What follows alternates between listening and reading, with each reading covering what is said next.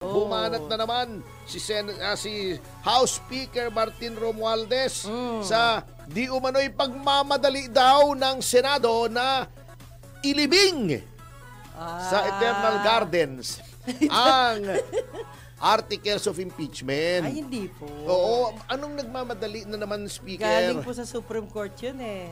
Immediately executory.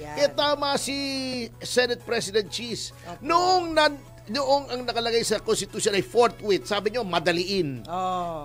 Mag-hearing agad. Kasi sabi nyo, forthwith. Ang ibig ng forthwith, immediately. Sabi daw ni Ontiveros. Pag sinabing immediately, sa lalong madaling panahon. As in now na. Oh. Ngayon, pag ang Supreme Court nagsabing immediately, ay, wag muna. Maghintay tayo. Extension pa. Yun ang sinasabi ko noon sa kanila. Forthwith sila ng forthwith.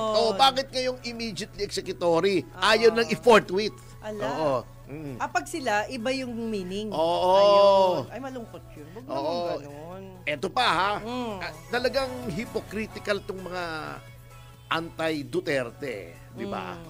Noon, sinabi nila, ang dami-dami, yan si Bella Santa Maria, si Monsod, sabi nila, hindi pwedeng ang Senado ang mag-determine kung may jurisdiction o wala. Dapat Korte Suprema. Walang kapangyarihan ang Senado. Daw?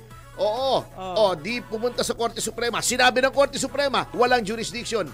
Titirahin naman nila, sasabihin nila, hindi, the Senate is the sole authority. Ano ba talaga? Ang gulo nyo eh.